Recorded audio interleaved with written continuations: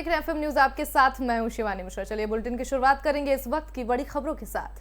जम्मू कश्मीर में बीते कुछ दिनों से आतंकी हमले लगातार हो रहे हैं। वहीं आतंकियों को मुंहतोड़ जवाब देने के लिए सुरक्षा बलों की ओर से लगातार ऑपरेशन भी चलाया जा रहा है। और इसी बीच आज एक और बुरी खबर सामने आई है। जी हाँ, बता दें कि जम्मू के पुंछ जिले में सुरक्षा बलों और आतंकियों के बीच हुई मुठभेड़ से सेना के 4 जवान और एक जेसीओ शहीद हो गए हैं। और बताया जा रहा है कि मुठभेड़ के दौरान 5 जवान बुरी तरह घायल हो गए थे और बाद में वो शहीद हो गए।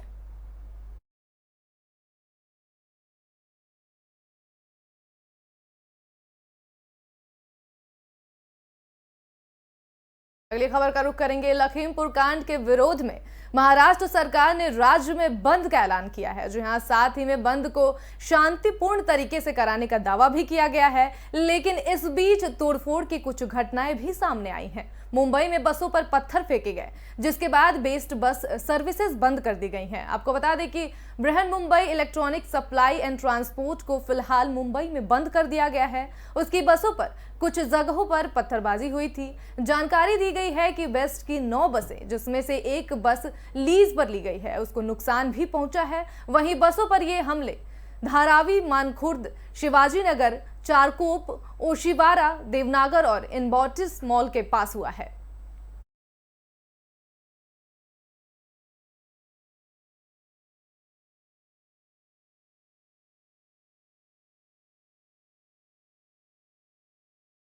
अगली खबर उत्तराखंड से है। उत्तराखंड की राजनीति में एक बड़ी खबर सामने आई है। उत्तराखंड सरकार के एक और दूसरे विधायक संजीव आर्य ने भारतीय जनता पार्टी का दामन छोड़कर कांग्रेस का हाथ थाम लिया है। आपको बता दें कि यशपाल आर्य वर्तमान में उत्तराखंड सरकार में मंत्री हैं और उनके पास कुल 6 विभाग हैं, जिसमें परिवहन, समाज कल्याण, अल्पसंख्यक कल्याण, छात्र कल्याण, निर्वाचन और आबकारी विभाग शामिल है। जबकि संजीव आर्य उनके बेटे हैं। आपको बताते चले कि यशपाल आर्य बाजपुर और उनके बेटे संजीव आर्य नैनीताल सीट से विधायक हैं।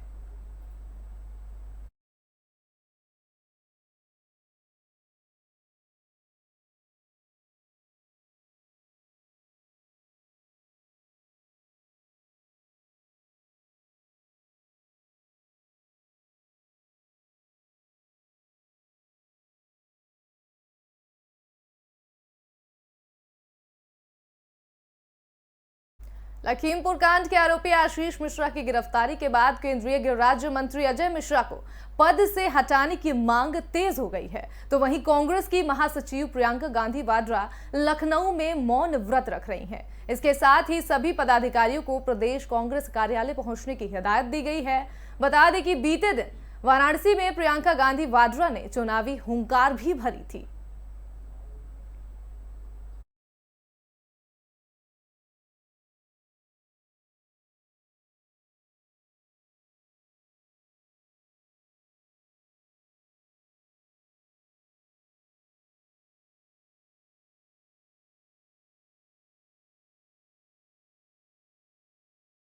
लखीमपुर खीरी की घटना में पीड़ित परिवारों को न्याय दिलाने के लिए कांग्रेस के राष्ट्रपति रामनाथ कोविंद से मुलाकात का समय मांगा है। राहुल गांधी के नेतृत्व में पार्टी के 7 नेताओं का नाम भेजा गया है, जिसमें कांग्रेस के केंद्रीय गृह राज्य मंत्री अजय मिश्रा को उनके पद से हटाने की मांग की गई है और साथ ही एक ज्ञापन सौंपा गया है। कांग्रेस महासचिव संगठन केसी वेणुगोपाल ने रामनाथ कोविंद को लिखे पत्र में कहा है कि कांग्रेस का प्रतिनिधि मंडल इस मुद्दे पर मुलाकात कर उन्हें सारी स्थिति से अवगत कराना चाहता है।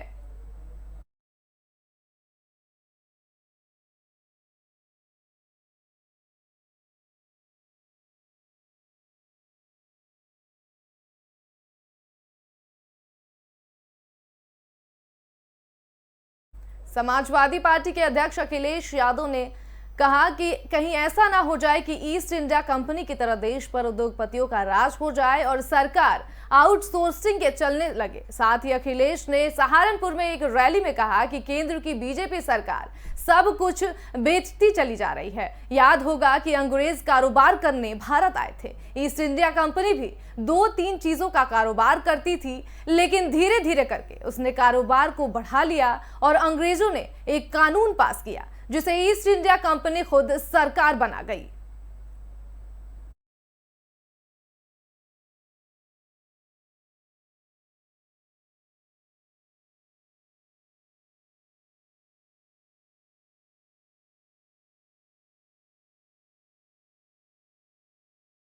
आयकर विभाग ने हेट्रो फार्मास्यूटिकल ग्रुप पर छापा मारा। रेड करने वाले अफसर तब दंग रह गए जब उन्हें 142 करोड़ रुपए कैश दफ्तर की अलमारियों में पड़ा मिला। ये कंपनी ज्यादातर उत्पादों का निर्यात विदेशों में यानी यूएसए, यूरोप, दुबई और दूसरे अफ्रीकी देशों में करती है। वहीं आयकर ने 6 राज्यों में करीब 50 जगहों पर तलाशी अभियान भी चलाया था। वहीं तलाशी के दौरान उन ठिकानों की पहचान की गई जहां खातों की किताबों और नकद का दूसरा सेट मिला था। बता दें, इन छापों के दौरान फर्जी और गैर मौजूद कंपनी से की गई खरीद में गड़बड़ी का भी खुलासा हुआ है।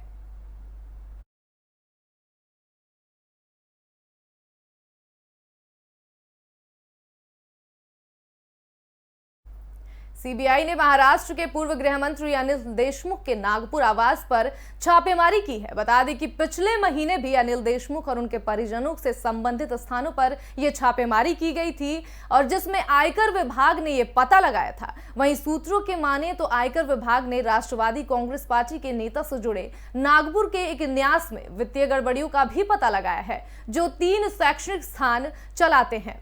सीबीसीटी ने कहा कि तलाशी के दौरान मिले सबूतों से साफ पता चलता है कि 17 करोड़ रुपए की आय छुपाई गई थी।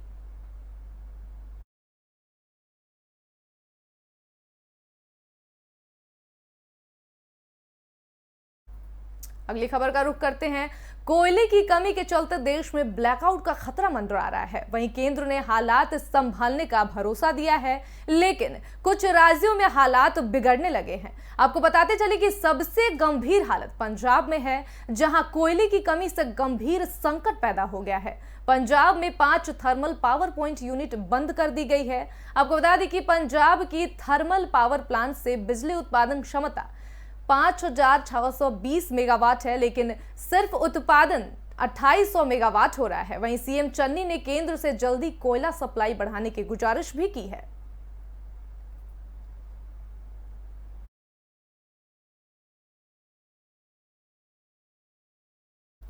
इस बुलेटिन में फिलहाल के लिए इतना ही। तमाम बड़ी खबरों से जुड़े रहने के लिए बने रहिए हमारे साथ और देखते रहिए एफएम न्यूज। नमस्कार।